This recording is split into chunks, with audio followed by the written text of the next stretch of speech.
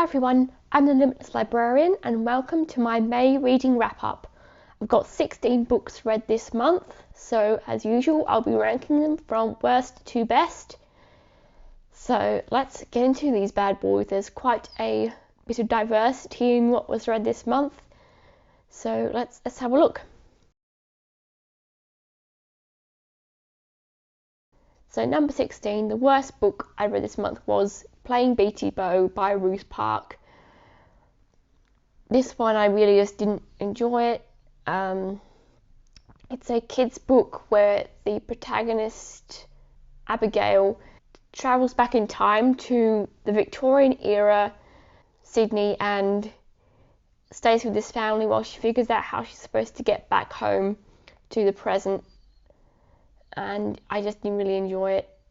It wasn't very interesting and the characters just weren't very likeable or interesting to me. I did try reading that once as a kid. Now I know why I couldn't really get into it, because I did not enjoy it as an adult either. It's a bit of an old book, but I don't think that was the problem. It just wasn't a very interesting story and the characters generally weren't likeable. Number 15 is Read, Write, Own by Chris Dixon. This is a non-fiction book talking about the internet and more specifically blockchains and what they are and how they're set to change the internet. It was definitely an interesting book and I did learn some stuff from it, but I feel like I still don't really know enough to be able to say whether I'm convinced or not. And a lot of the time it kind of forgot that it's supposed to be introducing this concept to people who are unfamiliar with it, and the tech jargon kind of got a little bit overwhelming at times. So I do agree that we do need to change the internet and decrease reliance on corporate networks and how they exploit the user base. I'm still not convinced whether or not blockchains are the solution. I would need to do more research and learn more from it, but at least this book gave me a bit more information on the subject and introduced me to the subject. Number 14 was Blinky Bill by Dorothy Wall. I've already done a review of this. It's an Australian children's classic about Blinky Bill, a sapient koala, and the adventures he gets up to in the bush.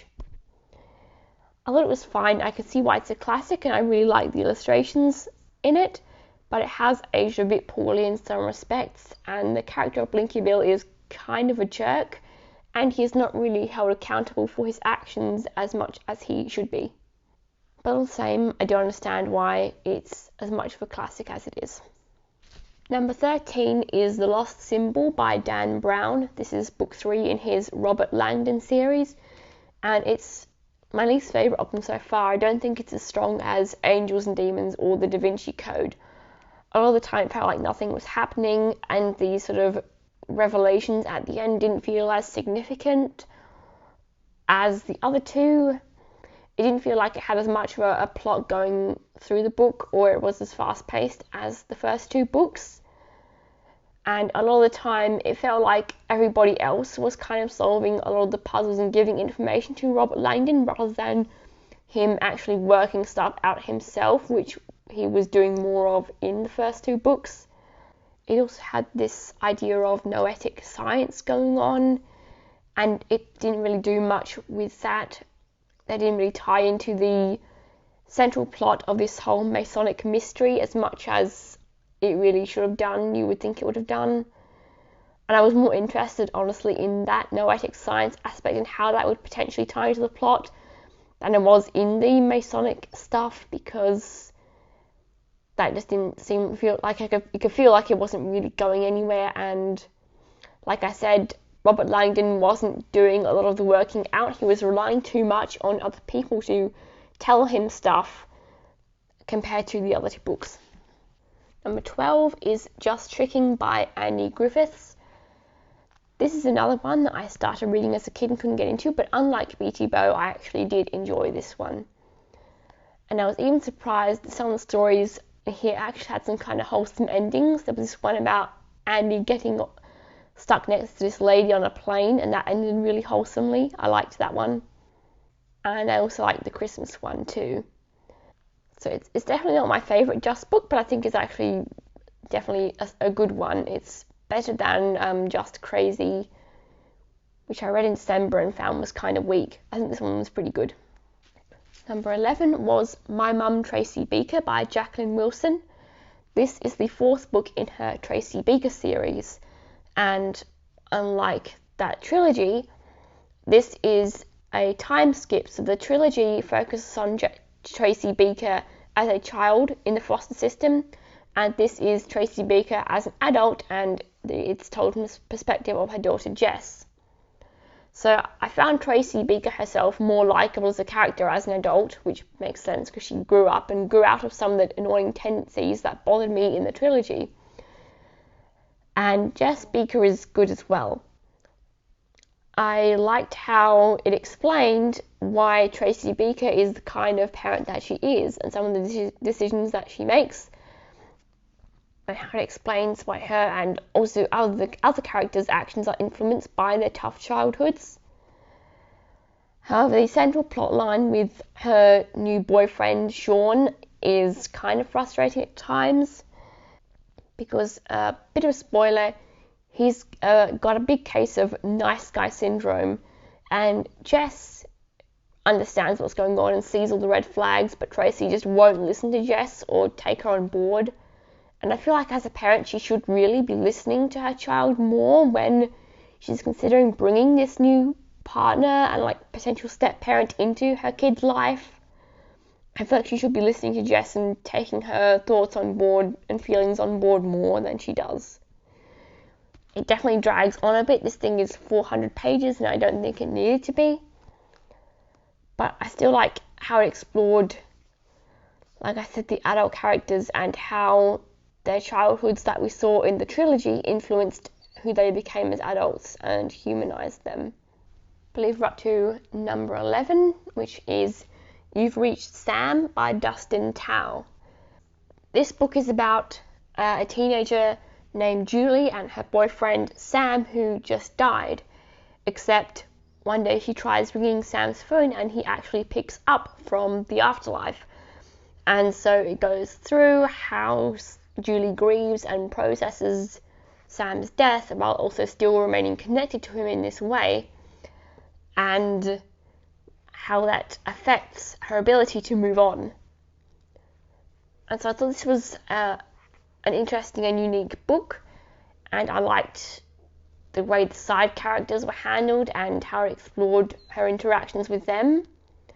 But it was kind of frustrating at the same time because it was pretty obvious to me that her reliance on these conversations with Sam was preventing her from moving on with her life, and it was obvious that wasn't good for her and it wasn't healthy, and she just kept failing to realize that. And I get it, she was grieving and stuff, but still it was kind of obvious that was the message of the book, and so kind of frustrating that Julie wasn't really recognizing that her connection with Sam was keeping her from engaging with life itself, and it wasn't healthy. Number 10 is The Indisputable Existence of Santa Claus by Hannah Fry and someone else who I'd never heard of before, Thomas Oleron Evans. Hannah Fry I'd heard of from watching some of her math videos on Numberphile. Anyway, this is a math book, and it goes through a bunch of Christmas-related things and analyzes them mathematically in kind of a fun and humorous way. So I think this is a fun book, but also I think a lot of the stuff in here was stuff I was already familiar with, like The Prisoner's Dilemma, for example. The Secret Santa thing, although that I admittedly knew because I'd watched her Numberphile video on it, so I'll cut her some slack for that.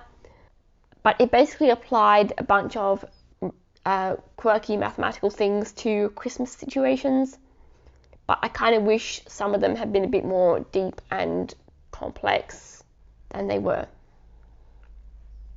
I think this is fun and cute and I liked it.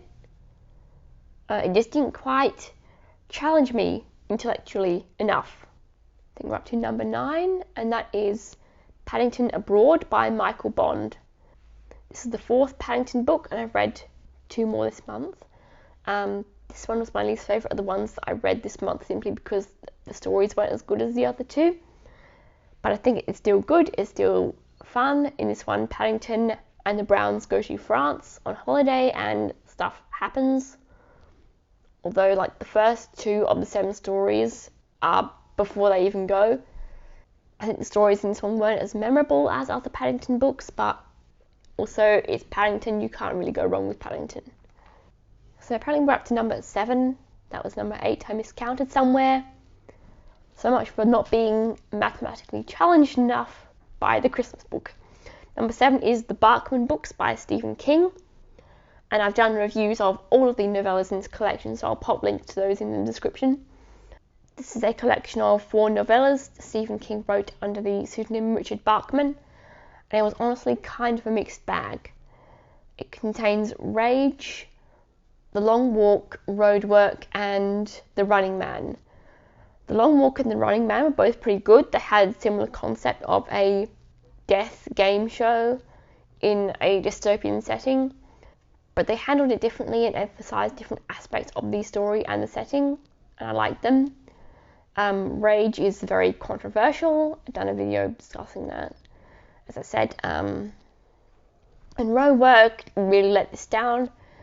Yeah, Road Work was pretty mediocre. So yeah, a mixed bag, like I said. Number 6 is Mistress of the Game by Sidney, Sheldon and Tilly Bagshawe. And I've done a review of this duology, so I'll pop a link to that in the description as well.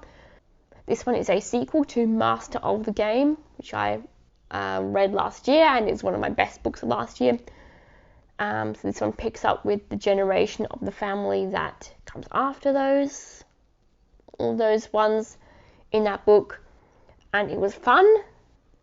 It was definitely a fun story and a bit more of a thriller compared to Master of the Game, but it was definitely a bit weird in parts, and there were a couple of aspects that let me down, like when a seemingly disabled protagonist had her disability cured, which I think was kind of a shame from a story perspective, reading it. Number 5 is Number 10 by Sue Townsend. Sue Townsend, if you don't know, wrote Adrian Mole, by the way. So this is kind of a humorous book about Edward Clare, who is a fictional Prime Minister of the UK, and he basically goes undercover as a woman to get back in touch with the common people because he feels he's lost touch with them, and shenanigans ensue. So it was definitely humorous and funny, and it had Sue Townsend's British wit, which was always good. It was definitely a bit strange in parts, and there were these sort of side characters going on, sort of side plots that were kind of not as interesting to read as the main plot, but I still had fun with it. Number 4 is Anthem by Ayn Rand. This is a short dystopian novella set in a future where individualism basically does not exist. Like, the characters literally refer to themselves as we instead of I. Basically, nobody has any real identity. Everything you do is dictated by the common community and everything. And so we see our protagonist grapple with his own individual desires, which are blasphemy in this society. To have any kind of desire or preference is considered blasphemy in this society, and so we do see our character reckon with that, and compared with what he's been taught growing up and how he acts on that. Ayn Rand is very much a philosophical writer. She has this philosophy called objectivism. While I don't agree with it 100%, I still found this book a very powerful story. Now, I thoroughly enjoyed Atlas Shrugged, which is considered her magnum opus, so I love reading that. I love her writing style. It's fun to read even when stuff kind of goes over your head, although that's not the case in this book. I think this is a very easy to read book. Number 3 is More About Paddington, which is book 2 in Paddington Bear series. I don't know much else to say. The stories in this one are pretty good. And number 2 is Paddington Helps Out I just picked this one, ranked this one higher because the stories were better. Again, both of these books are pretty good. The stories are memorable, more so than Paddington Abroad. So yeah, can't go wrong with Paddington Bear. And number 1, the best book of the month, was A Court of Frost and Starlight by Sarah J. Maas.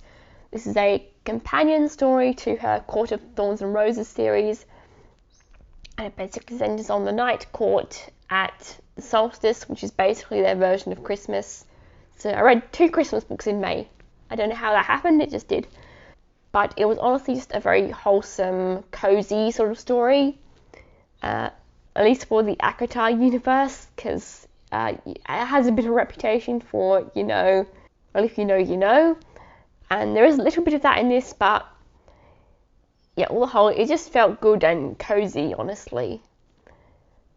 The main series obviously has a lot of action and trauma and hardship that everyone's going through, and so that is explored a bit in this, with everyone more healing from that. There aren't any epic battles or negotiations with troublesome fairies and monsters and stuff. It's just everyone getting ready for the solstice and also cleaning up from the aftermath of the war with Highburn. So it just felt very good and cozy, and yeah, it just was cozy and wholesome and healing and comfort and all of that stuff. So that was the best book of the month. So thank you for watching my May reading wrap up. I'll have reviews to books from here that I've reviewed in the description. Have you read any of these books yourself, and what did you think? Let me know in the comments. So if you like that and you'd like to see more bookish content, please like the video and subscribe to the channel. And as always, do lots of maths, read lots of books, and I'm sure you'll have a merry day, even though it is not Christmas.